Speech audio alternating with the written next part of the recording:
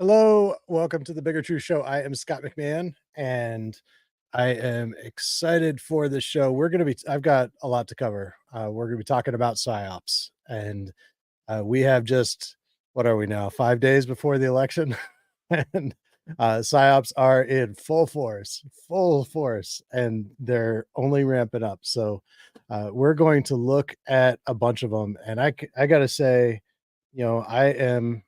I'm in this. I've been studying this, just looking at this for 10 months straight, full time, and it is very confusing. We are in a very, very confusing world, and there is so much disinformation, misinformation, misinterpreted information that's taken to mean something that it doesn't, and so it takes a lot of prayerful discernment and caution. And I think that the bottom line is that we have to be extremely careful about what we build our worldview on, things that we accept as fact. Once we believe that something is fact, it's very, very difficult to unbelieve that. and and they know that, and that's one of the fundamental concepts of a psyop is to put things forward that are not factual, or that are only loosely factual, or um, you know, etc., and to try to get us to believe that they're actually factual. So Janet C, hi, glad you're here. Everyone is welcome to. We're doing this live. You're welcome to ask questions anytime, and I'll do my best to answer them even as I go. We've got a lot to cover, so I'm just going to dive right in. Um, so first of all, this is just a screenshot. If you haven't been to my Substack, I highly recommend that you go. I have now over 130 articles and podcasts up on my Substack. It is biggertruthmedia.com. That's biggertruthmedia.com. And you can subscribe for free and get my most of my current content on Fridays. Friday afternoons, I do a members only podcast. Tomorrow's is going to be a little late because I will be a pole challenger tomorrow morning down in Detroit. That's about an hour and a half away. So I'll probably be about 5 o'clock. I will email all of my paid subscribers and a link to that tomorrow afternoon. So that is that. So check your email. Maybe I'll even send it after the show, just so you have the link, and we'll plan on 5 o'clock. That should be good. So that's that. Thank you very much for all your support. So you can subscribe for free, then you can get emailed updates. That way you don't miss a story. And for $5 a month, you get access to my members only content, and you get access to all of my archives. I think when it's about a month old, it goes into the archives. So that's that. So this right here, this is a tweet from Don Trump Jr. And this is just good validation, good confirmation of what I've been saying for a long time. So for the next 7 days, he says, assume everything is a psyop designed to get you to stay home. Vote like your lives, freedom, well-being, and children's future depend on it, because they do. Don't be demoralized. Just get out and bring your friends and overwhelm anything the Democrats throw at you. And that is absolutely 100% true. In 2022, the red wave became a red trickle not because of election fraud, although there was fraud. Far, far bigger impact in terms of the number of votes lost. Far bigger impact was the belief that the election is so fraud. What's the point in voting? That psyop was so effective that more than anything else, more than really possibly only outdone by big tech's ability to influence through all different subtle processes by sending targeted messages to people. Maybe that was more significant, but and to some extent they likely were engaged in the machine fraud psyop as well. So yeah, I mean, but that machine fraud psyop was extremely harmful to Republicans in 2022, and but here we are. So, and I think Trump is a master at creating a meme. He's a master at creating just a little slogan like "Make America Great Again" that that gets in your head and that is good and inspires positive action. And too big to rig is one of those. We need to be too big to rig. We can be too big to rig.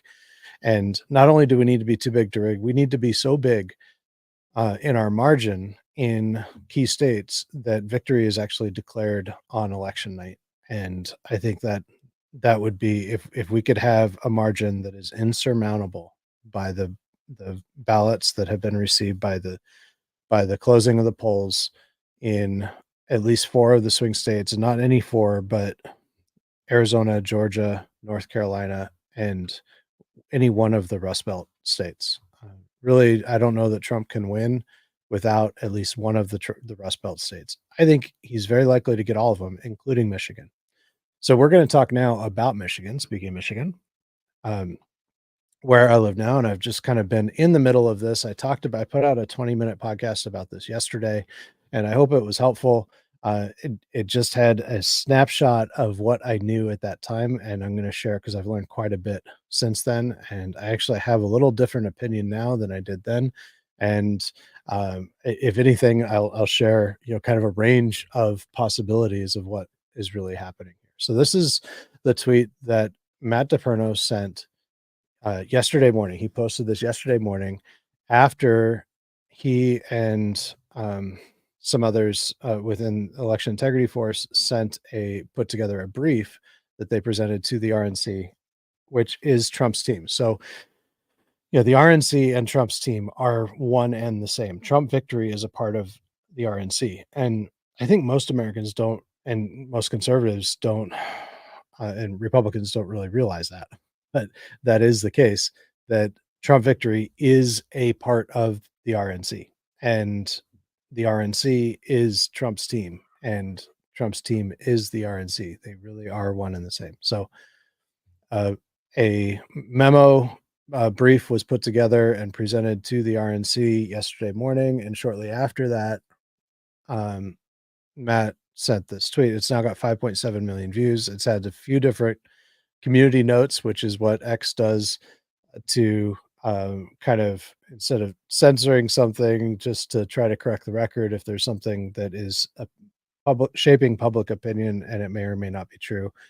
We're going to get into that. So this is the current community note. And so there's two parts to this. And this is, essentially saying, readers added context that this isn't necessarily true is the suggestion, because part one, Laura Trump stated I'll show her tweet in just a moment. We immediately investigated and have confirmed that it was a glitch in the system. These duplicates were not and will not be counted. So she's admitting there that they're duplicates. She's claiming that they have investigated and confirmed that it was a glitch. And I'm not sure that this was entirely accurate on her part. Yeah, I do believe that they investigated it. I don't believe that they were able to confirm beyond a shadow of a doubt that this was a software error or a problem within the database or bad data. But we're going to get a lot more into that.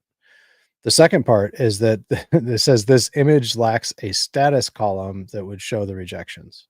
Now, I spoke at length today, just a little bit ago, with Joanne Bacall, she's employed by EIF, Election Integrity Force, and they're the ones that Matt was actually working on this investigation. She has worked full time with EIF now for a few years, and she has spent hundreds of hours in this data. So I think she is a data analyst, and that's her job. And I found her to be very forthcoming, very helpful. Um, there was absolutely no spin at all. She was looking at this purely as an analyst, looking at the data, and I brought her a lot of questions, and she was very helpful. I did not record the call because I didn't have her permission to do so. She didn't deny it, but and where I just wasn't in a place to be able to record it. But yeah, so let's get into we'll get into what she said here a little bit more. So this is Laura Trump's tweet, and she said, our election integrity team received reports of thousands of duplicate ballots in Michigan. We immediately investigated and have confirmed there was a glitch in the system. And she says, "We're on it. These votes will not be counted. We're on it and protecting the vote." Now, what I've been told is that there was panic within the RNC once this information came out. And the reason, I think, if we go back to Don Jr.'s tweet, where they are really, really focused on being too big to rig. Their whole thing is being too big to rig. They know exactly the impact, and especially at this point, because we're at the tail end of early voting, and right now, it's looking like in most, or maybe, not Pennsylvania at this point, but in Michigan, and very likely, and also in Wisconsin, certainly in North Carolina, Arizona, and Georgia, it is looking like Republicans are going to be up on Democrats in early voting and absentee voting. And this is absolutely huge. In 2020, we were down 2-1, and we had to try to make that up on election day. And I've been saying if we can be even, then Trump's probably going to win. And it looks like we're not only going to be even, we're actually going to be up in many of these key states. And he's in including and especially Arizona, Georgia, North Carolina. And then he just needs to win any one of the Rust Belt states, and it's his. And it's looking like Democrats are putting more money into Virginia because they're concerned that they might lose Virginia. So if in lieu of the Rust Belt states, if he got Virginia plus those three, then it's definitely his. So it's looking really good. Um, but but what it's dependent on is election day turnout. And the people who are waiting for election day to vote on election day are those who have, by and large, listened to, that they tend to believe in election fraud. And, that's the Pat Colbecks, the Mike Lindell's, that whole group, the Flynn network has really been advocating to vote only on election day. They have convinced many, many people, many intelligent people that I know personally, that believe their idea, which is that if you vote early, it tells the Democrats how many votes they need to steal. And as if they have that ability to just steal, flip a switch and steal that many votes. Um, I do not believe that there is truth to that.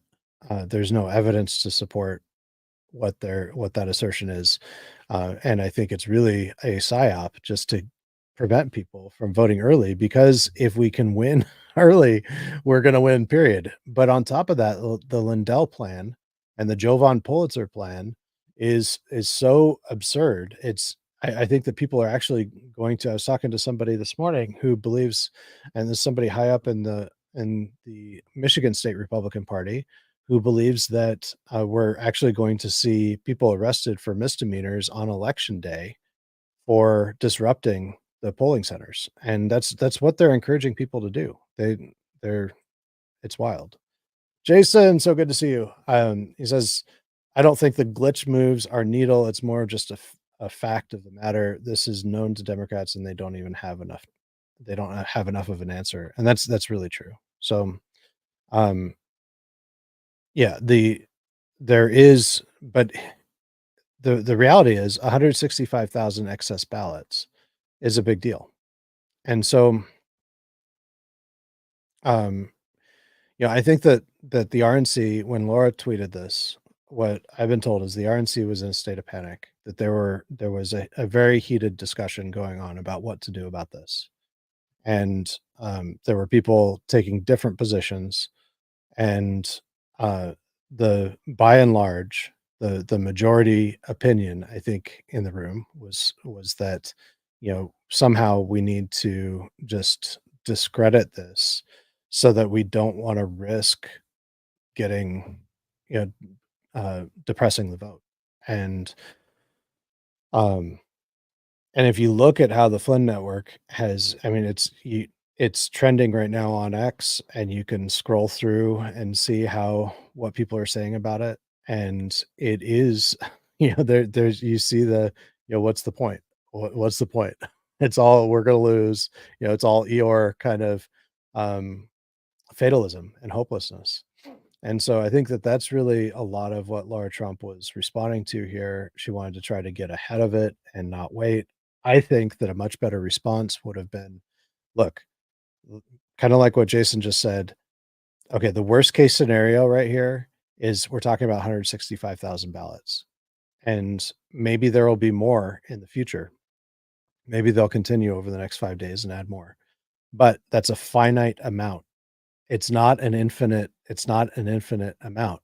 We can overcome it. We can still be too big to rig. And we're going to get to the bottom of this because we can't just get to the bottom of this in a few hours. It's just not possible.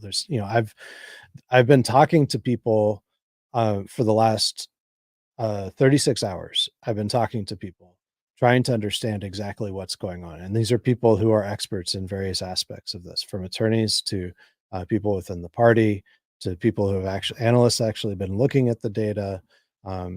And I don't know, I've been talking to a lot of the people that are investigating this, and nobody can say for certain what's going on. And Laura Trump calling it a glitch, I think does a lot of harm to the cause because, a lot of the people that they really don't want to lose are the people that already believe in election fraud. And that word is understandably offensive to them because it's just dismissive. Lauren, good to see you. It says it is a big deal, but it's an even bigger deal to suppress the election day turnout. And that is exactly, I think that's exactly what Laura Trump was saying. That's been the name of the disruptor game for 3 years. Keep the resistance from doing anything. And yeah, absolutely. And so I think that's the game that's what Laura Trump was trying to do. She was following her gut instinct. And I think that her gut instinct is right. The bigger threat is the bigger threat than the 165,000 potential. And we don't even know if this is real, but it's potential stolen votes. At this point, this is the worst case scenario, right? That pales compared to hundreds of thousands of Michiganders who, potentially 3 or 400,000 Michiganders who may or may not vote depending on their feelings on election day. They're waiting to vote on election day and may just get discouraged and just not show up. And that's what this is all about. Jason says, however, who whoever has that ID number should be talking to a judge right now. So, yeah, I mean, the ID number is out there, and I have tried to, I the one that Matt put out there that's on that tweet. He voted 29 times. I have his name, and I haven't been able to find a good phone number for him. I've tried a few different phone numbers, and they're all disconnected. So, and it could very well be, since these addresses are all associated with him and their churches and homeless shelters and stuff like that, that he's just kind of an indigent. And but he's not alone. There are, according to Joanne, there were a handful of people that had in the teens. There were, maybe 10 or 20 that were in the teens in terms of how many times they had voted.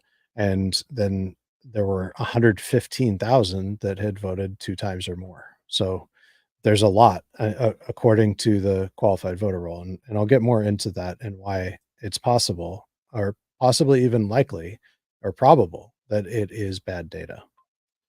Lauren says, the thing that troubles me is that it's such a glaringly obvious error that Republicans should be sure to jump on. Shirley Benson knew that when she released the QVF data. Now that is really interesting. I'm going to actually use that comment as a segue to show a different PSYOP that Benson is running right now. Yes. Mm-hmm. Why was that only caught in the past few days, and why can't it be fixed? I saw the release.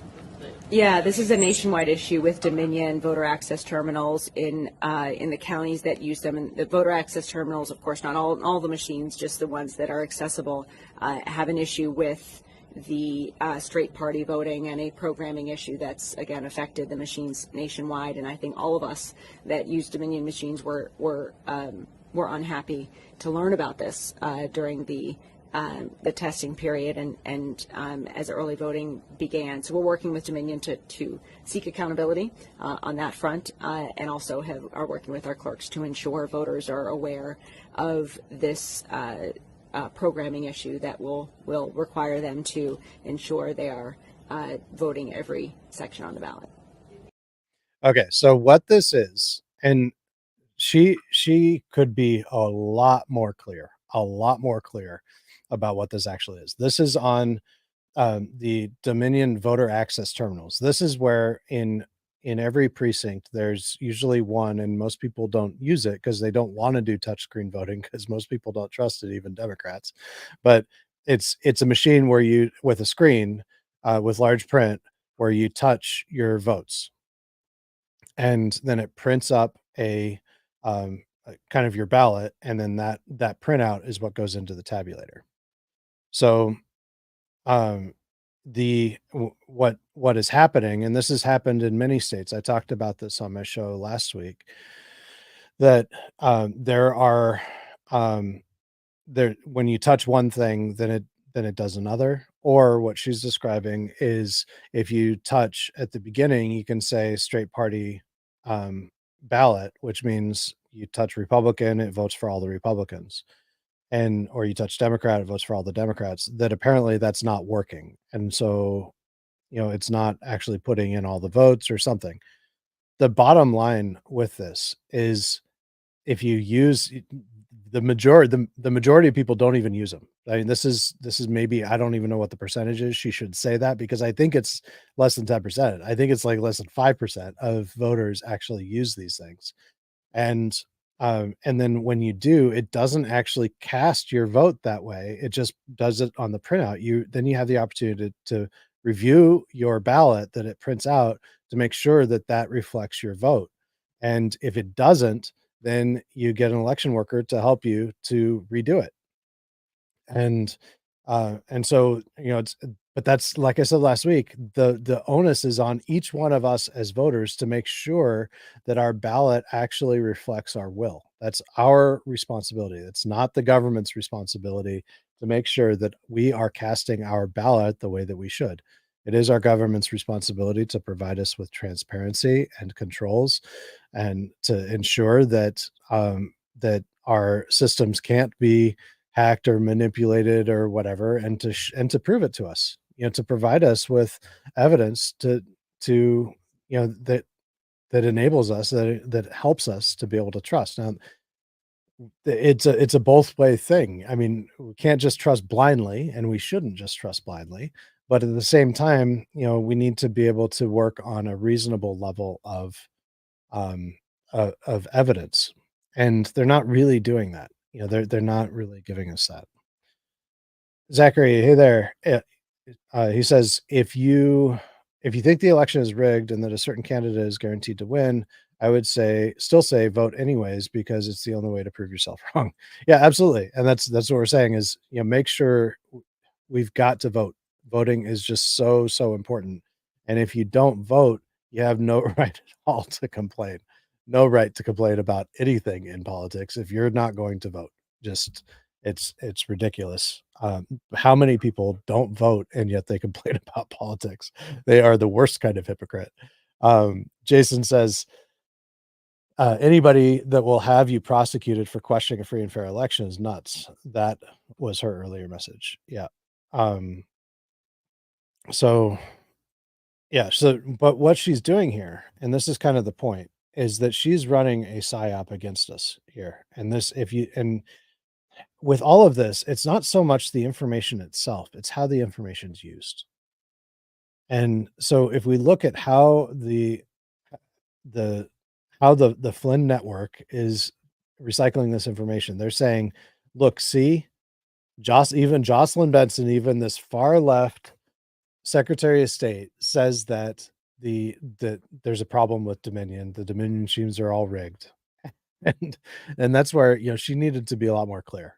And I think that she was vague on purpose. That's my guess. And maybe I'm wrong, but I think that she was vague on purpose in order to create just there's a coordinated effort to to instill in us, to incite in us the belief that the elections are hopelessly rigged, that our courts are hopelessly rigged, that law enforcement will not protect us, and that we need to take the law into our own hands. That is what they're working towards, and we're going to see even more of that as we go along. So, um, and Trump himself put out this post. I think it was on Saturday, and it's excellent. Let me read it. I'm going to read it. It's kind of long. I'm going to read the whole thing because I think that this is absolutely excellent. He says, "Cease and desist. I, together with many attorneys and legal scholars, am watching the sanctity of the 2024 presidential election very closely because I know better than most the rampant cheating and skullduggery that has taken place by the Democrats in the 2020 presidential election. It was a disgrace to our nation. Therefore, the 2024 election, where votes have just started being cast, will be under the closest professional scrutiny. And when I win, those people that cheated will be prosecuted to the fullest extent of the law, which will include long-term prison sentences, so that this depravity of justice does not happen again. We cannot let our country further devolve into a third world nation, and we won't. Please beware that this legal exposure extends to lawyers, political operatives, donors, illegal voters, and corrupt election officials. Those involved in unscrupulous behavior will be sought out, caught, and prosecuted at levels unfortunately never before seen in our country." I think that that is absolutely excellent, and this is a shot across the bow from Donald Trump, and there is a lot of fear on the part of the left that he's going to win. I believe, I believe absolutely that this is going to be the most secure election of the last 4 years. So, and that might not be saying much, but I really do believe that. I believe in large part thanks to Trump's leadership, because he's leading his team, right? He's leading the country. He's leading by example, but he's leading an excellent team, and he's put together a team with good attorneys who are true pros, that are not tinfoil hat type guys and girls, and they are working their tails off to with poll challengers, and I've seen that firsthand with um, watching the processes, and I'm certain that they are looking very closely at what's going on in here in Michigan with this data. So all of that is really important. But I want to look at some of the challenges that have been put forward, explanations to try to, and really excuses for this information that Matt DePerno put out. And so this first one is from the department. This is the official from the Michigan Department of State. This is a tweet from them. It says, "Fact check: voters can only vote once in every election. A recent social media post," referring to Matt's post, "has taken a data report that included formatting errors to incorrectly claim that individual voters were casting multiple ballots in this election." Okay, so they're saying that it's a formatting error. So they're admitting that that there's a problem. At a minimum, there's a problem with the data. They're blaming it on a formatting error, which means that this information, just to get kind of technical here, this information was received by a FOIA request, a Freedom of Information Act request, from two different groups. There was Tim Vetter and Fani's group, and then there was EIF, Election Integrity Force, and it's EIF that Matt DePerno was working with.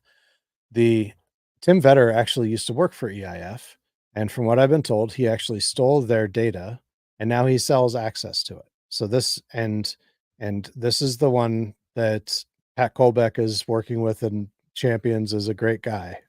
And so, and I don't, I've got concerns about EIF as well, and Sandy Kiesel's very close with Donna Brandenburg, who is very close with Flynn, and it's all mess. I mean, Flynn has completely taken over. The whole Flynn network has taken over the entire election integrity movement, just as they did with the health and freedom movement after COVID, just as they're doing with the anti-human trafficking movement, just as they've done, with so many different movements. And And even as they're doing right now with the story, they're doing the same exact thing, and you can see it. Um, Jason says, hang on. Um, he said, definitely no gray area in this election with most voters. Independents are coming to our party heavily. And I think that that's probably true. And we're seeing Republicans are really coming out in early voting. They're really coming out in absentee voting, which was not expected. Yeah, so this is most excellent news. We're in North Carolina came out over 300,000. The there's a the difference between we were down by over 300,000 votes at this point in 2020, and now we're up by 12,000 votes. I mean, it's just extraordinary, absolutely extraordinary the difference. That's it's almost a 400,000 vote swing in North Carolina for Republican voters. And we don't necessarily know how they're all voting, of course. But, and then there's the other factor, which is there are a lot of people who have left both parties to become independents, a lot. And I don't know that it's more, it might even be more Republicans that have left the Republican Party and become independents. I'm not sure exactly what the breakdown is. It varies by state, but um, there are a lot of independents in Michigan. There are more independents than there are Democrats or Republicans now, and that's the case in many states. So this claim here, I want to go back to this claim with the Michigan Department of State. They're saying that they're admitting that it was a data error, and they're saying that it was a formatting error, which doesn't make much sense. And as I was saying, there are two different organizations that both submitted FOIA requests. And so you submit the FOIA request and then you have to pay. There's a fee, and it depends on what you're asking for and how much data and how much time it takes them, but you have to pay the Secretary of State to fulfill that. And so both of these organizations, and there may be other organizations that paid for it as well, but both of these two did it and they both got the exact same data. And so what is being claimed is that there was a formatting error on that QVF. But when I talked to Joanne McCall, she said that not only is this based on the QVF, which is a qualified voter file, it's also based on the ballot cast record. And they've been getting the ballot cast record almost daily. Now, she received the new ballot cast record this morning, and she hasn't had time to even look at it because she's been on the phone all day dealing with, people all across the country. She didn't tell me who, but I would assume including the RNC. Lauren says the early voting numbers are amazing. Republicans are on fire this time. Absolutely. And they were complacent in 2020. And that these are all really good signs. And I really do think that Republicans are going to win because of that.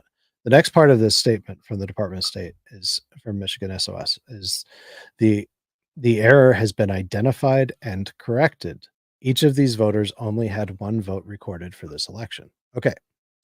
So they're admitting that there was an error.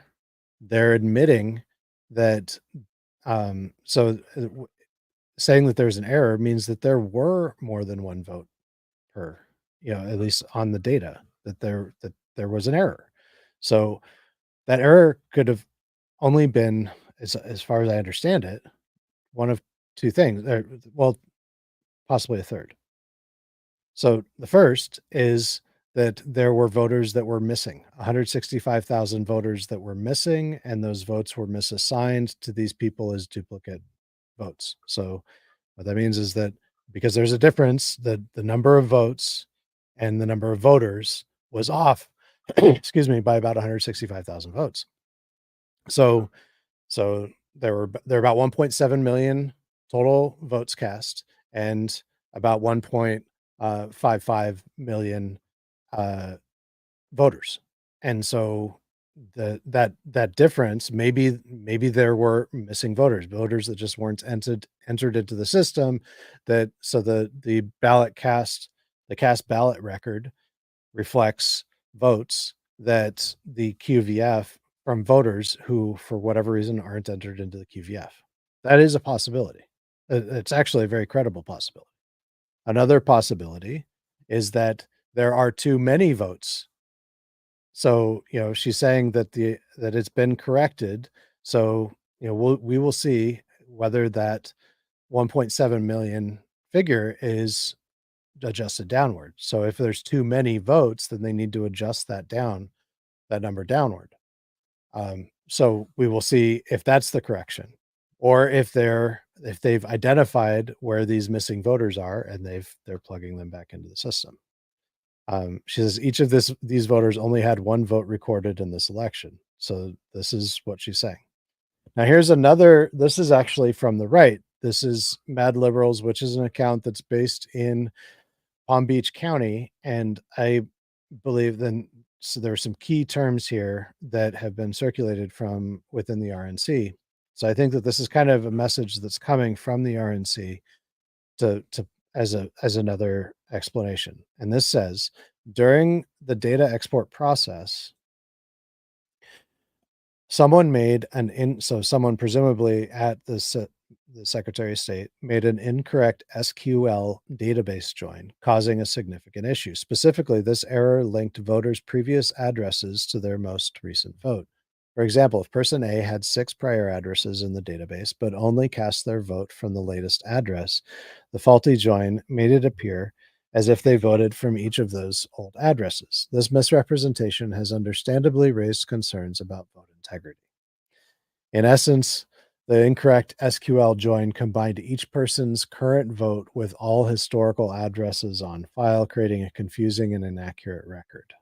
Okay, so I actually asked Joanne about this. I read this to her and I asked her, and she said, so if it was a bad join, and she is a database analyst, so she's a very good person to ask this. She says, if it was an SQL join issue, SQL is SQL, which is the kind of like the programming language that the database is that houses the database. So it's not technical. This is just it's a database. A database is a list, right?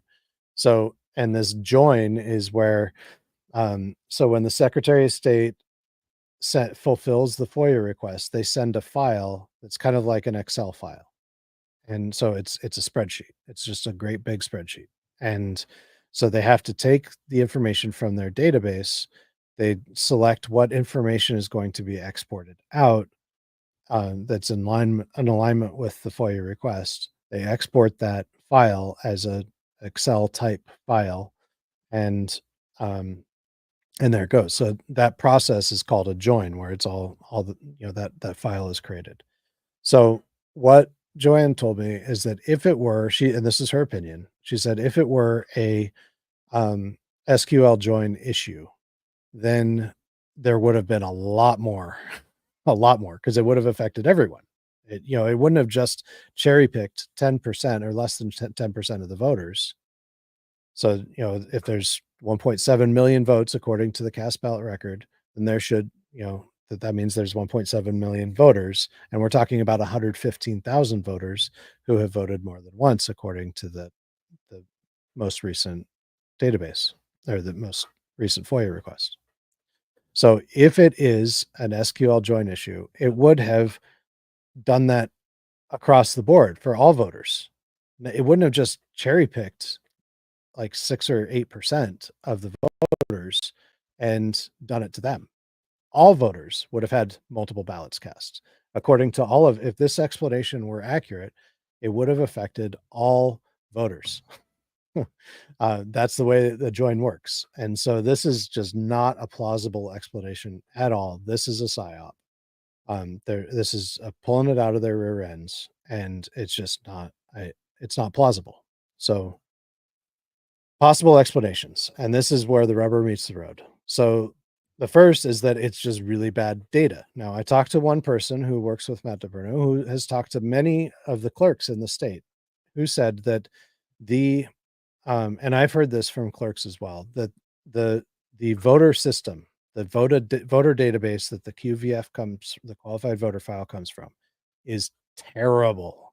It is a really, really bad system. It was created in 2017, and it was apparently very badly coded, very badly constructed, and it is full of errors, and it's dreadful. I mean, they get errors on election day where they get a banner. I heard that a banner comes up that says we're going to shut down now for for an update in the middle of election day. You know, and all of a sudden all the machine, the whole server, the whole system is down for 20 minutes or a half hour or 45 minutes. It's crazy. And but what this person that I talked to said that clerks are saying now that if they don't, they have to actually shut down and restart the software after every single voter is entered. Otherwise, it exports bad data into the QVF. So number one is certainly an explanation. It's possible that even all four of these are true or to various degrees, but it is bad data. This reflects 100% on Jocelyn Benson, our Secretary of State. She is not fit to serve in office. I think that she should be impeached over this. And she's planning on running for governor. She has no business in elected office. She has had this system and the problems have existed, and the clerks have known about these problems from the very beginning. And she has not done one single thing to stop that. And that is 100% on her. She is the one she needs to be the fall guy for this. All of this is her fault. The bad data, it's a bad system, bad data. That is her fault. 100%. This needs to reflect on Jocelyn Benson. She is either grossly negligent, completely incompetent, or she's a communist, or all three. And there's something seriously wrong with Jocelyn Benson that she would allow this system. This is a failure to lead, a failure to run our Secretary of State's office in the way it should the most crucial function of the Secretary of State, which is the administration of the elections. If we have election data, how can we trust anything else? This election data is what's balanced against the tabulator data, and this is very likely an explanation for Wayne County being so completely out of balance that it couldn't have been certified. It was only because of a maximum pressure operation that was put on the canvassers in 2020. So, number one, bad data, bad system. I think those things are true. I really do. Number two, deliberately bad data from the Secretary of State. So another theory that I have that I've considered and others have considered apparently is that the Secretary of State actually deliberately created bad data as a weapon. This is in a lot of ways this is similar to an assassin's bullet. This is something that the Patrick Byrne and Mike Flynn and the whole media, radical media apparatus on the right is using this in every way they can to try to disenfranchise Republican voters, and also to radicalize them towards civil war. And so it's possible. I think it's probably unlikely. I think number two, deliberately bad data from the Secretary of State. I think it's probably unlikely because that would imply that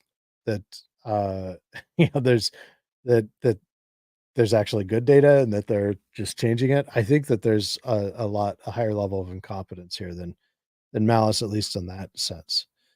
Jason says Jocelyn just forgot to remove the canvassers being able to see voter ID section. Yeah, and maybe that's the case. But what Matt put forward there was only some of the columns. I've seen people say, well, the voter IDs have 11 digits and that one only has 9, so it's obviously not true. And that is completely false. I asked Joanne actually about that, and there have been many different numerical systems in place for creating the voter IDs in past years, and there are some voter IDs that have 6 digits and some that have 11 and everywhere in between. So it's kind of a mess. Number 3 is that there are 165,000 missing voter records. And so, like I said, maybe there are just voters that weren't added, and that could align with what was told to me about clerks. It could be that if a clerk doesn't reset their software before adding a new voter, that voter isn't put into the system. It's possible, And it sounds, according to the testimonies of multiple clerks, that that's actually probable. And then number 4 is, which is what the Secretary of State is actually claiming, is that it was an export issue. So if it was an export issue, then what that means is that there are 165,000 too many ballot cast records, because there are, the 1.7 million in of voter votes lines up with the ballot cast record, which is a separate document from the QVF. Unless they're just exporting everything wrong, in which case, how do we know what's true? How can we trust anything about the election if that's the case? Like, it's just, this is a huge mess. It's a huge, huge mess. And um yeah, and that's just I perhaps there are other explanations apart from this, but I haven't seen any floated out there. There's this whole thing about it being an export issue. That's what's on the community notes. That's what the Secretary of State is saying. I think that that's bunk. Um, but we will see as we get new information. So I'm going to reach back out to Joanne. Hopefully, she's able to review that tomorrow. And as I have an update, I will provide it. If the data has significantly changed, they said that they've corrected the issue. I very much look forward to seeing what those corrections are. And there are many other people that are looking for that as well. So we will see it. We'll see what happens. And I think the bottom line here is that we just need to be careful about what we accept as fact, because we don't know. And that's where, I think that Laura Trump's tweet was, it was not really constructive, because she said something as if it's fact without knowing that it's actually fact. We don't know that this was actually a glitch. And I think that that is a dismissive claim that doesn't examine the whole situation. Nobody that I've talked to that has their hands in it, that has looked at and reviewed the QVF, can say definitively that it's a glitch. They say maybe, can't necessarily rule it out, but nobody can say that definitively. And so I think that that was an error on her part. So if you have any more questions about that issue, I'd be happy to field them. And in the meantime, I'm going to get into kind of part 2 of the show. There's just so much to cover. This is something I've been wanting to cover all week, which is Patrick Byrne. And Patrick Byrne. I talked about him last week with where I reviewed the I reviewed the trailer for his new docu-series that just came out. And this is an update as of yesterday on, he's being sued, and he's got lots of different lawsuits against him, including Hunter Biden, including Eric Coomer, including Dominion, billions of dollars in lawsuits against Patrick Byrne. So this right here says, and he's been in the Middle East. He was living for weeks, apparently, in Azerbaijan, which is next to Iran. And I'm not sure who goes to spend weeks in Azerbaijan, but he did. And then, and now he's in Dubai, and he's claimed that he's in the Middle East because he doesn't believe that he's safe in the United States. That he says that there are bounties on his head for tens of millions of dollars, and that he'll be killed when he enters the country. So, and he's also really struggling to find attorneys to represent him. The only one that, and in the Dominion case, the judge has actually said that Stephanie Lambert can't represent him. The judge barred her from representing him because she illegally um, published all of the discovery in that case, 7,000 documents, by sending them to, and these were documents that were marked confidential for attorney's eyes only. And she sent them to Darleaf here in Michigan. And then they ended up in the hands of the Gateway Pundit, which is a Flynn rag. It is propaganda. The Gateway Pundit is propaganda. If you believe it, if you read it, just take it with a grain of salt. It is propaganda. There is the pure manipulation. That doesn't mean that everything that they publish is false, but I would just, the best thing is just to avoid it because they're trying to manipulate you. It is propaganda. It is very the Hoff brothers are very closely linked with the Flynn network, very close. There's lots of pictures of them together. It's more than just pictures. They work closely together. They're part of that Flynn media network. So here is the update on Patrick Byrne. He says he says he's been living in Dubai for security reasons. Now he must return to the United States to be deposed by attorneys for Hunter Biden, who is suing him for defamation. The judge ruled that just yesterday that he must return to the United States. So maybe we get to see more of Patrick Byrne here in this country, which wouldn't that be lovely? So now I want to get into an X space that Patrick held. And actually, before that, what we have built is the. I want to share this right here because this is, and maybe we'll come back to it because I just think, seeing Trump in an orange vest is just awesome. And I love how they take the slander and insults from the left and they just turn it into a rallying cry.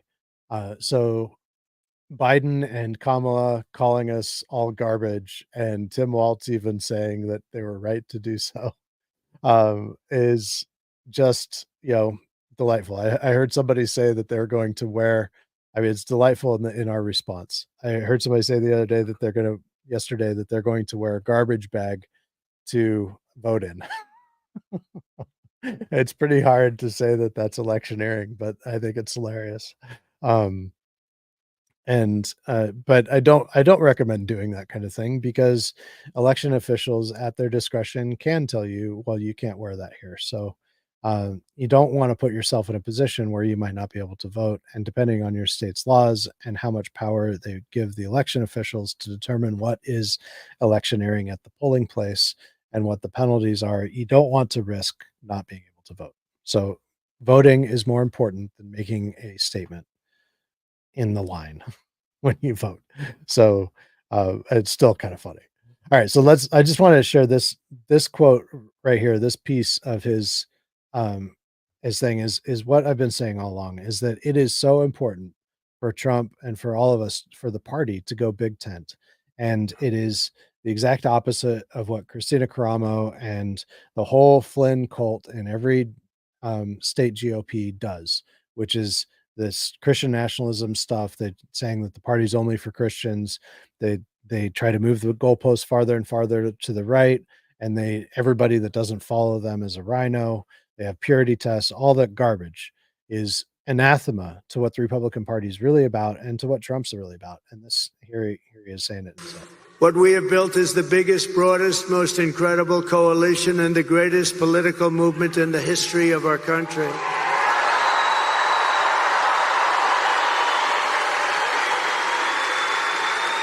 It's made up of hardworking men and women who make this country run, who really built this country. Originally, we have brought together veterans and union members, soldiers and steelworkers, farmers and auto workers, and patriotic moms and dads of every race, religion, color, and creed.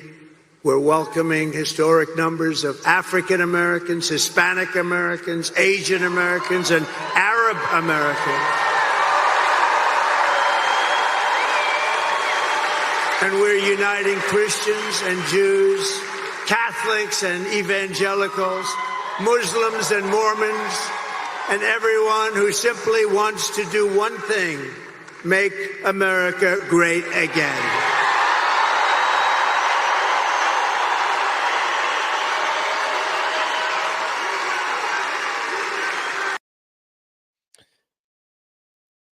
He is just, I think he's just amazing.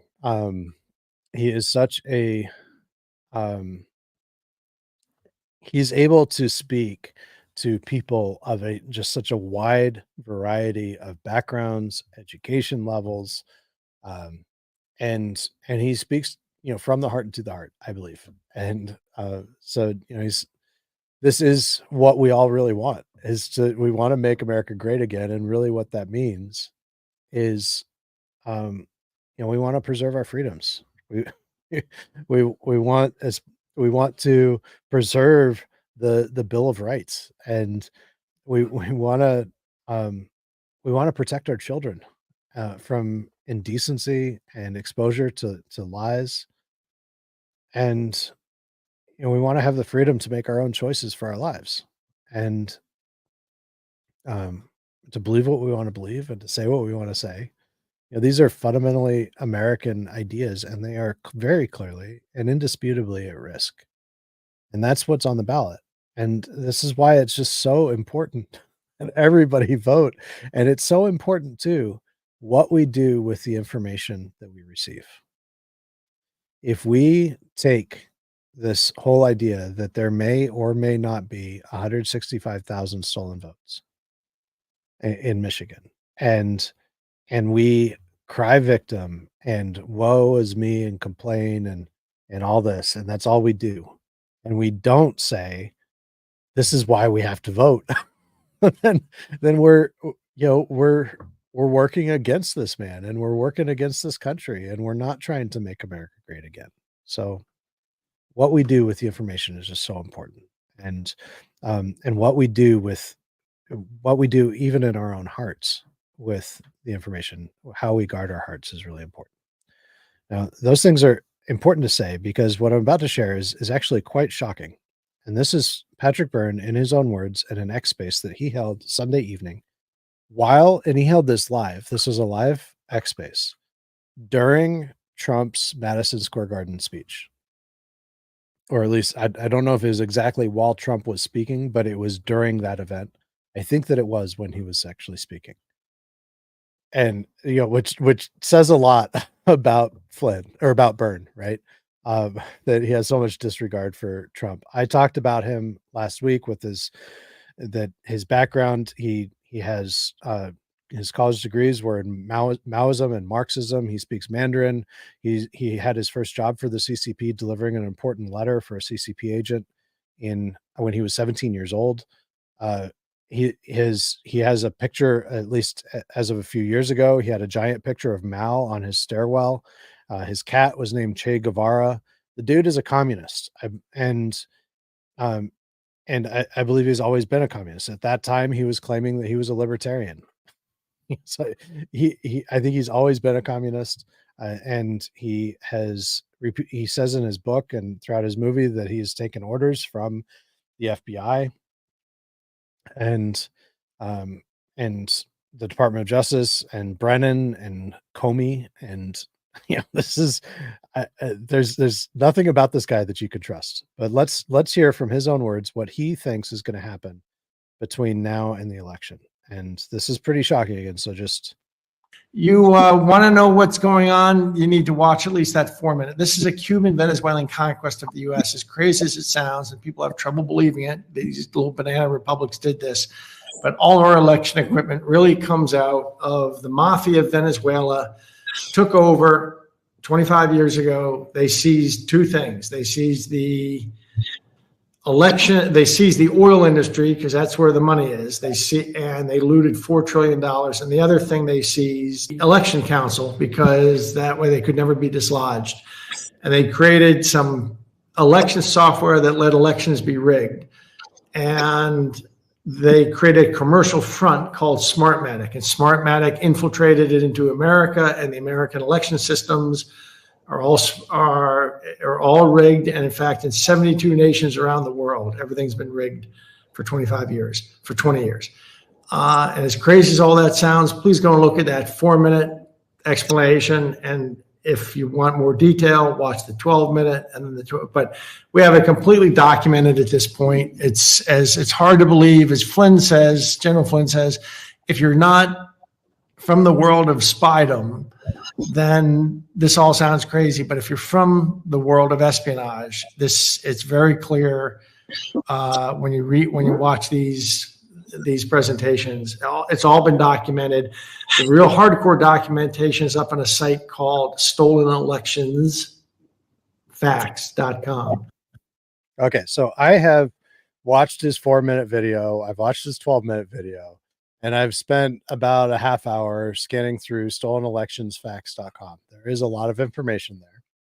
I wouldn't say that any of it is proof, So what they're saying, and I believe that there's some truth to the fundamental premise, which is Smartmatic, and the Smartmatic was originally or at least before it became what it is now, it was a Venezuelan company that was used in order to control the Venezuelan election systems. But he actually says that now Venezuela controls the elections and the outcomes of the elections in 72 countries. Oh, it I feel for anybody that kind of takes that seriously. I mean, it's just such a crazy and absurd claim. Um, but there are people that believe absolutely insane and crazy conspiracy theories. And what I put forward and what I talk about is the Flynn network that operates a media network and has a network of precinct delegates in just about every state that are trying to take over and destroy Republican parties, and that they take over causes and lead them astray and control them and act like a bunch of fools to turn people away from those causes. All of those things, I think I've done a pretty good job of showing the evidentiary trail and presenting the case for all of those things. And that is a conspiracy. What I'm talking about is a conspiracy, that there's probably people above Trump or above Flynn, and Flynn and Byrne are not the masterminds here. Byrne himself admits in his book to many different times that he has taken orders from people like Brennan and Comey. And so I think, it makes a lot of sense that Flynn would be taking orders like that as well from people like James Jones and others, 4-star generals, Stanley McChrystal, who are running intelligence operations against Americans through various private organizations. And it makes a lot of sense that he would be doing that, even from high up generals within our own military. So, and all of that, that little bit of speculation there is based on a lot of factual evidence that I followed. But to jump into saying that Venezuela, this little country in South America, controls our election system, I think that is just absurd. There are very good state, there's clerks on the local to the state level who would just absolutely scoff at that, because there's no there is no evidence that 2020 that there was actually flipping in 2020. And so if he is right, there would have to be some evidence that there were ballot counts that were not reflected by the number of paper ballots. That's the only way that he could be right about that. And it's just that there has never been any evidence. Every hand recount that has been done from the 2020 election, with only one exception, and that I know of, which is Fulton County, Georgia, there were 3,000 double counted ballots. Every other hand recount that I have seen has confirmed the tabulator total. So, this is just BS. It's just BS. This is a pure psyop. And so he's saying that this company that was started in Venezuela was then bought by another company that was bought by another company, and now that software is still used. It's like Windows 95 that's still in operation in all of these, and that software has never been changed, and they have the flip of a switch that they can just change votes at will and without anybody ever knowing about it. And are there security issues with our machines? Absolutely. Absolutely. Are there flaws in our machines? And not so much in the machines. I think that the tabulators themselves are just scanners. They're just scanners and counters. But it's the software that communicates between the tabulators and the servers. There are certainly vulnerabilities there. In Colorado, for example, they had the passwords published on their website until the media found out about it, and then they said, "Oh, we can't do that." So that was for all of the Dominion machines in the state. So there's some serious problems with the security, but that does not mean that there has actually been vote flipping. And for Patrick Byrne to be correct here, there needs to be vote flipping. But wait, there's more.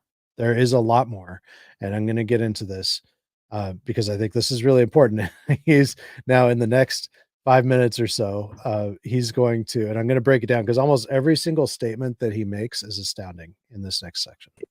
It's just amazing how there are people who are going to just kick themselves at how cowardly they were.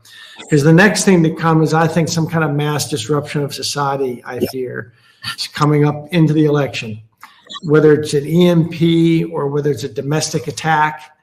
And I'm hearing around 100,000 Chinese people with we've got really 30 million military age men have been admitted to the country.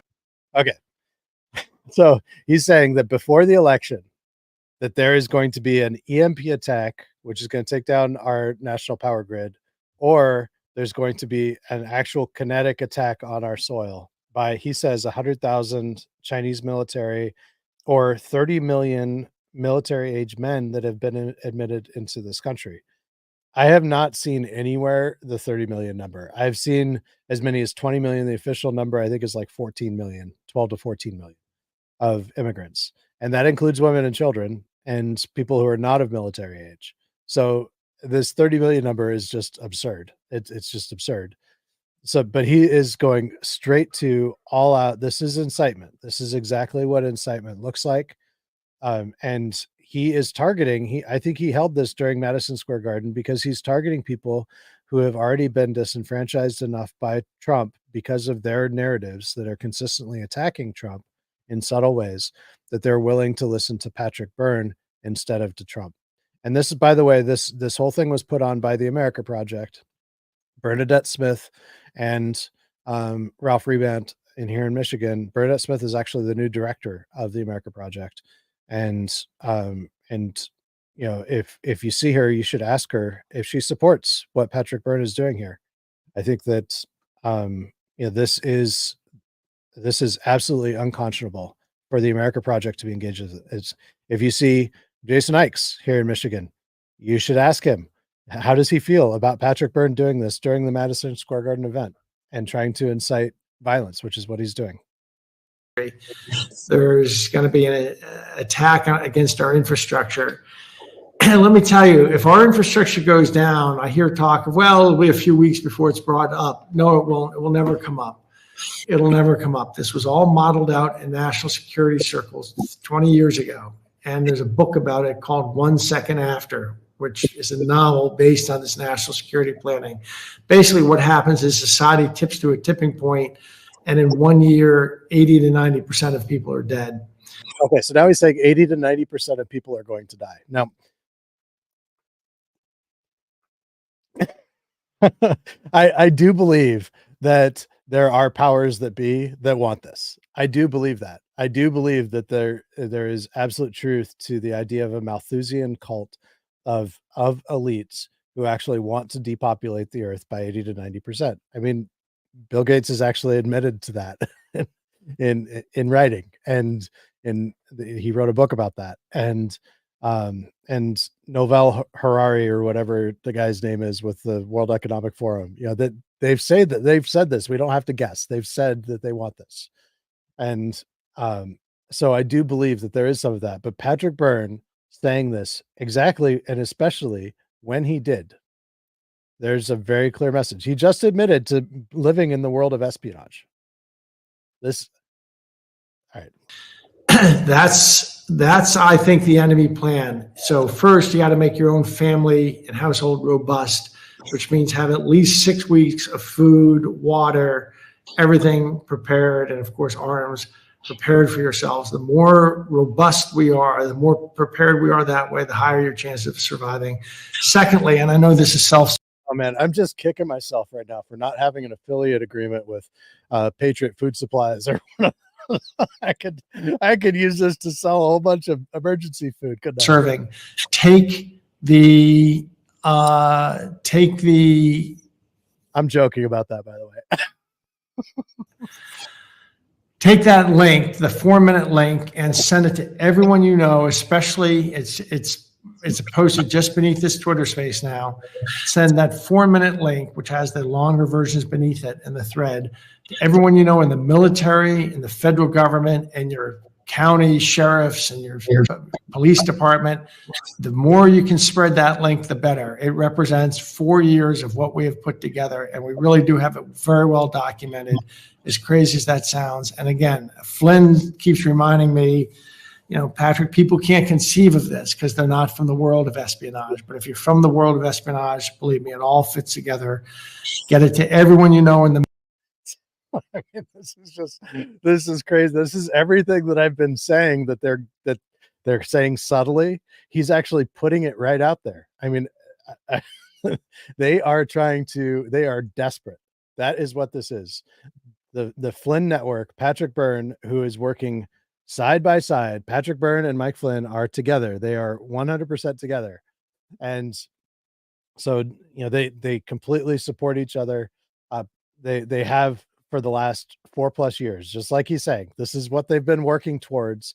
They have been working towards inciting a mass casualty event. They want people, they want MAGA people, they want professing Christian MAGA people to engage in this kind of event. Military, they need to understand that it's not Dems versus Republicans. This is a conquest of our country, and we all have to stand together. Make your own family so get the information out there. The 4-minute video, I've learned, you get people to watch, and then they just naturally progress to the thicker and fuller presentations. Get your own family robust. I think people should be joining up with their local sheriffs in any form they can as an auxiliary force or a militia. A well-regulated militia that's reporting to your local sheriff is what's going to keep order, not the federal government. This is exactly, this is what they've been trying to do. They've been working towards this now for 4 years. They want people to grab their guns. They want them to take the law into their own hands. They want them to form a militia. They want them to be deputized to try to get deputized by the sheriff. And they've been doing this across all different marketing channels. They are desperately trying to recruit well-intentioned Americans to grabbing their firearms and playing Captain America, engaging in vigilante, taking the law into their own hands. And they're trying to create a situation where they have an excuse to take all of our guns away.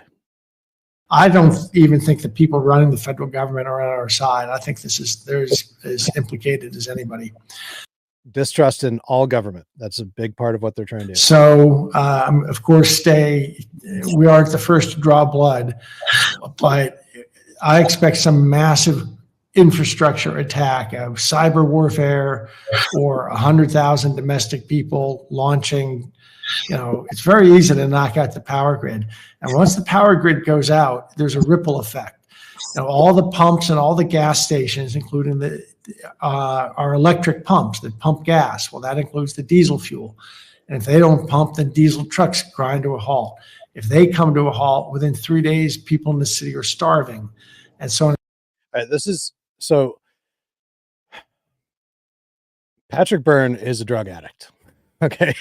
I've talked to multiple people who have actually firsthand direct experience and knowledge of that. I've talked to one person who's actually smoked weed with him, and that he has apparently a lot of weed with him at all times, and he's almost always high. So yeah, he's on drugs, but I think he's also one of those functional drug addicts that you can't necessarily even tell when he's high or when he's not, because he's always that way. And but he's not operating in a vacuum. This is what I've been saying that they are saying. He's just saying it very much out loud right now.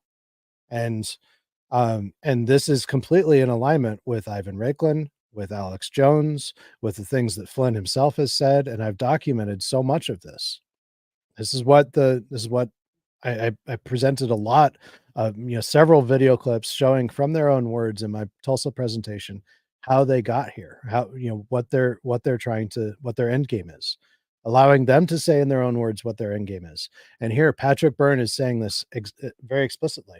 Now, I heard 6 weeks ago, actually almost 2 months ago, in Florida, someone spoke to a director of a local Trump club. Now, Flynn has created a network in Florida of clubs called Trump clubs that have nothing at all to do with Trump. Except, they're really big. They can put together a big crowd. So sometimes Trump adjacent people come to those.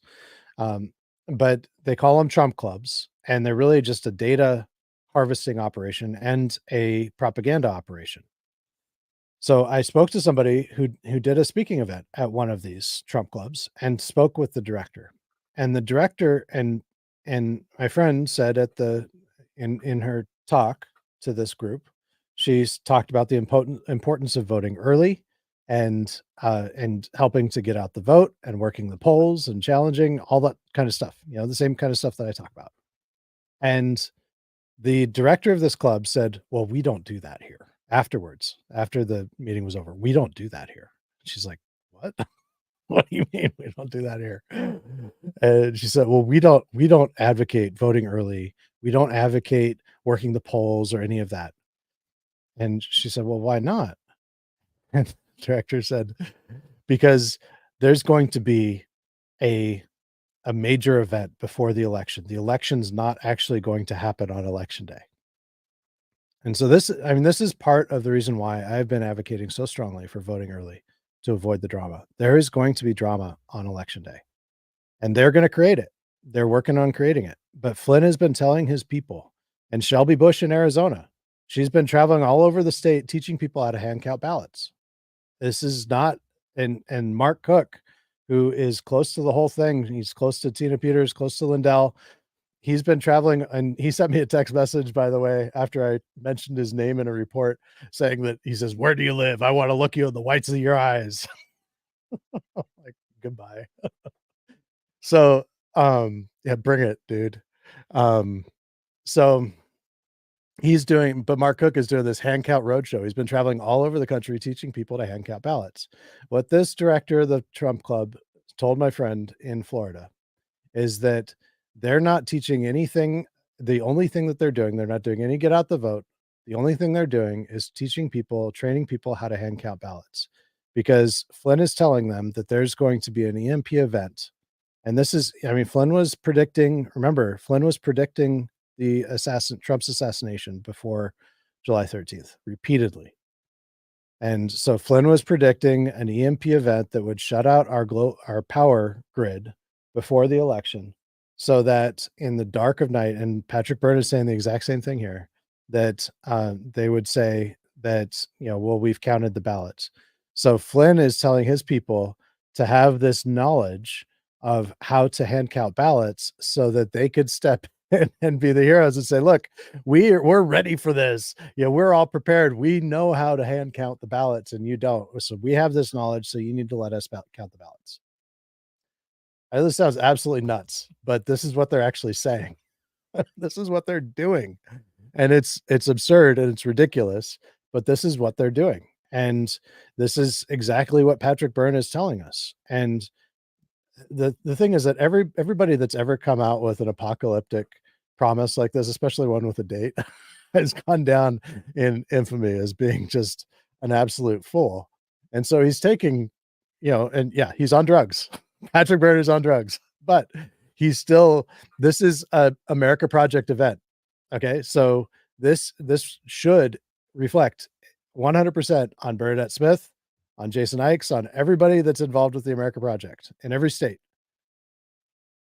So Lauren says, "These are doomsday scenarios I've heard spelled out since Y2K. Every significant event that happens, we hear the same story." A lot of people are primed to say, "Oh boy, this is the big one."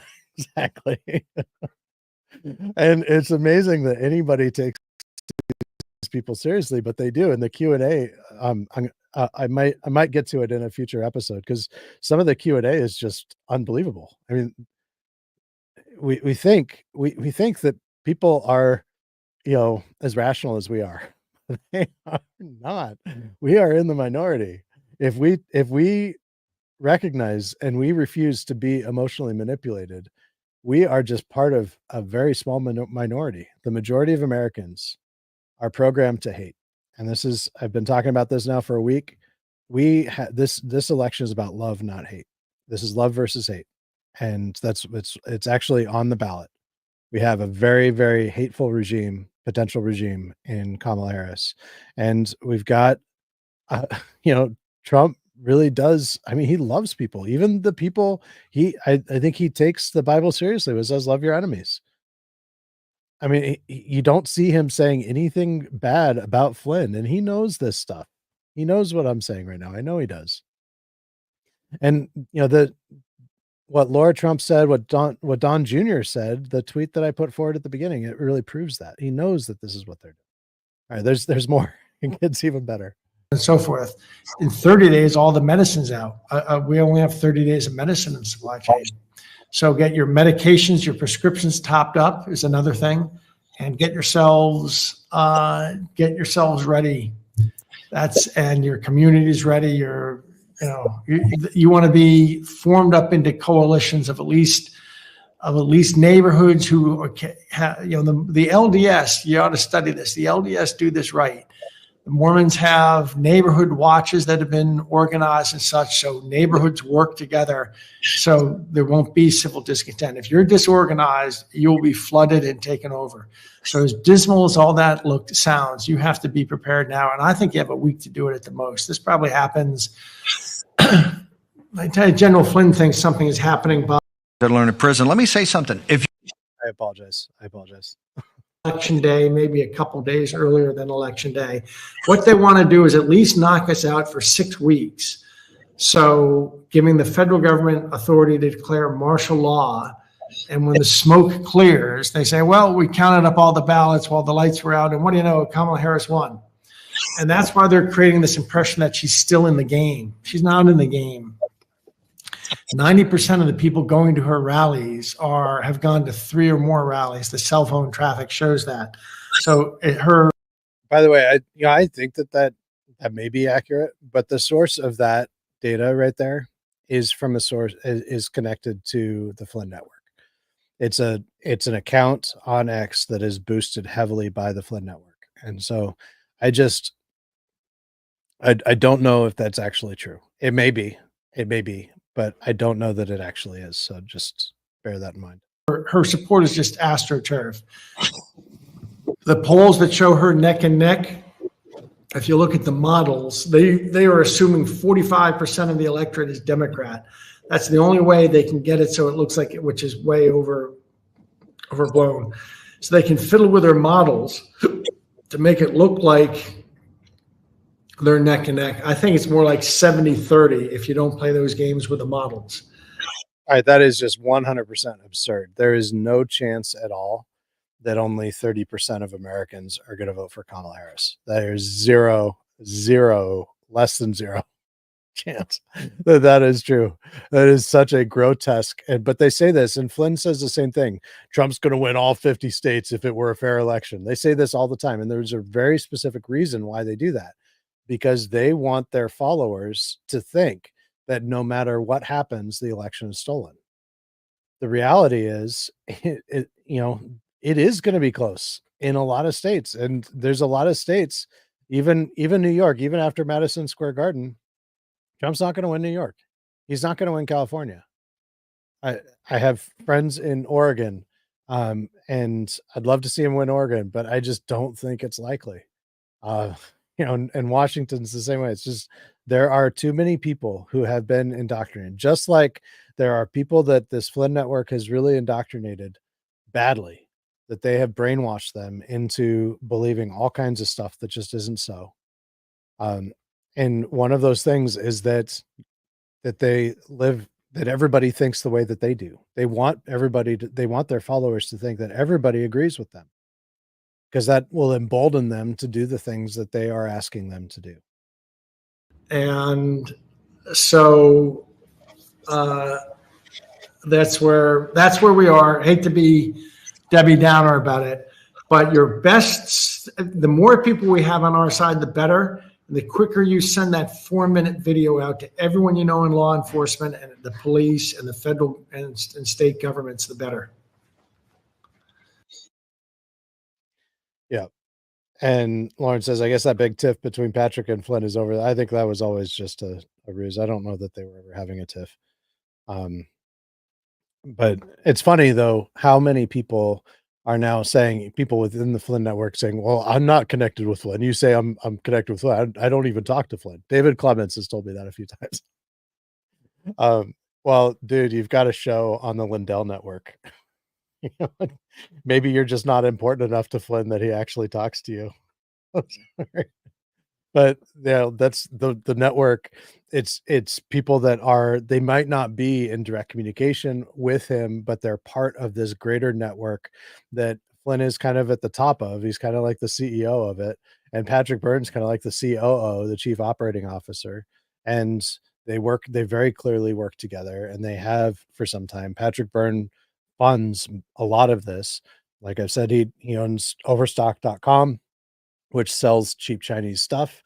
And there have been other companies that I've seen that are connected with this whole thing, that retail, that are people that are within state parties, like Don Powers in Oregon, who has a light bulb business, and he gets his light bulbs for pennies on the dollar from China, cheaper than anybody else could get them.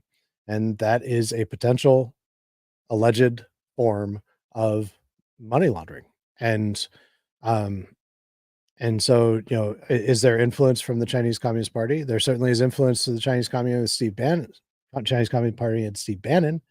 And I have shown that at length. You can check out my interviews with Solomon Yu, who was in the RNC, he was an RNC committeeman from Oregon for 24 years. And he has investigated the Chinese Communist Party. He's a dissident from the Chinese Communist Party. And he showed extensive evidence that showed that Miles Guo, from whom Steve Bannon has received extensive uh, financial and other support, it was actually a PLA agent.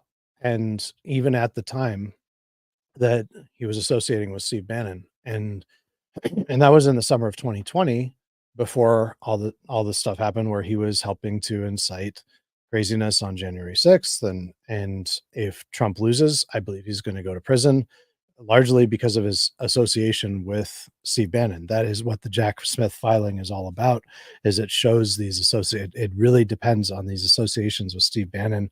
It harps repeatedly on things that Steve Bannon said and did leading up to January 6th, and says that this is proof that he was a top Trump advisor, and that this is proof that Trump was trying to incite an insurrection. But speaking of Steve Bannon, he was just let out of prison, and what Patrick Byrne just said really lines up with what he said just within hours of being released from prison in his very first show, right at the beginning of his first show, and that is Prepared to be sent to a federal prison as a political prisoner, then you're not worthy to be in this movement and to step forward and try to save your country. You have to understand, they want to put you in prison, and they will put you in prison. If you can't accept that, then you don't know what they represent. They talk about President Trump. He's going to do this. He's going to do this. Look at what they've done, and look at President Trump gets sentenced on the 26th. Don't think they're just going to wave that on. This is a fight for not simply the direction of this country, but what this country actually stands for. okay. And so let's look away from these freaks for just a minute, because they are. And I know, just like Patrick Byrne said, he's sorry to be Debbie Downer, but no, he's not. But, and I think that it's really important to see how these people do not represent us. They don't represent Trump. These people are the enemy of freedom and the enemy of Trump. And let's just look back at what Trump had to say, because this is what America is really about. We're about coming together as a people and protecting our freedoms, and coming together based on what we can unite around, which is our Constitution. All Americans can unite around our Constitution. We can disagree on everything else, but if we unite, if we can agree on the Constitution, then we can be a healthy, prosperous, and productive country. And I think, when I was a kid, I think most of us did. Most Americans did. And I remember having liberal teachers, but they would talk about the importance of the Bill of Rights, and they would talk about the First Amendment, meaning it's the speech, even the speech that is evil and that we really disagree with, needs to be protected. And that has been largely forgotten. And Kamala Harris has said that she would clamp down on what she calls misinformation, disinformation, which is what I'm saying right now. She would call that. So let's go back to Trump right here. What we have built is the biggest, broadest, most incredible coalition and the greatest political movement in the history of our country.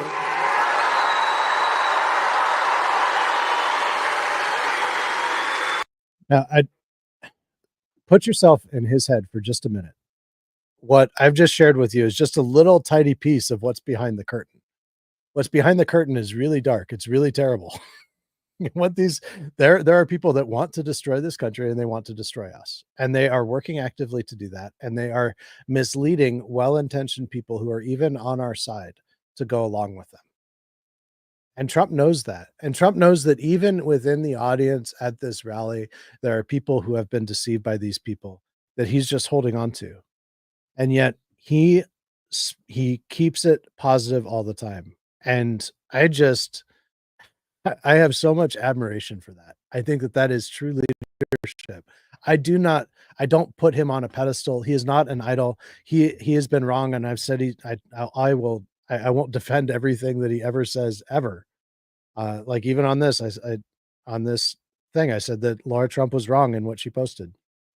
And further evidence of that is that everybody else within Trump's inner circle has been silent on this issue since then. So, but he's good. He's not perfect, but he's good. And I think, let's look to that. Let's make sure we get him elected. Let's get out the vote, bring everybody that you can talk to, anybody that you can, in your life to make sure that they have voted. If they haven't, make sure that they do. Help them to do so. And wherever you are, especially if you're at a swing state, I really think we can take back the state house in Michigan, which will help to protect us and from the things that they want to do, which is the Democrats here clearly want to make our population grow with immigrants, not by natural means. They want to make our population grow with immigrants. And at the same time, they want to replace farmland with industrial wasteland of solar and wind farms. So that is the Democrat agenda here in Michigan, and we can't let that happen. And we need to have a Republican House. We need to have President Trump. We need to have Mike Rogers as in the Senate, because we need to have a Senate majority to back Trump up. And we need also to have a congressional majority to back Trump up. So vote Republican in this election, especially, and get as many people as you can. Talk to your, I do not believe that churches should become political organizations, but I do believe churches should encourage their people to vote. And I think that is good. Talk to your pastor about encouraging everybody to vote. Not to tell them how to vote, but tell them to vote and to vote their conscience. And, as a Christian, I think that that's part of loving our neighbor, is to inform ourselves and to vote wisely and according to our conscience. So let's do that, and we can win. And I think we will win, and things are looking good. And so, and at the same time, let's keep our head on a swivel and let's guard our hearts from false information and from the PSYOPs. Until soon. I don't know when that'll be. Maybe I'll put something out tomorrow. Well, I will have my members only stream tomorrow. So, and maybe we'll do something over the weekend, but until soon, if not, definitely on Monday, I will see you soon. Thanks.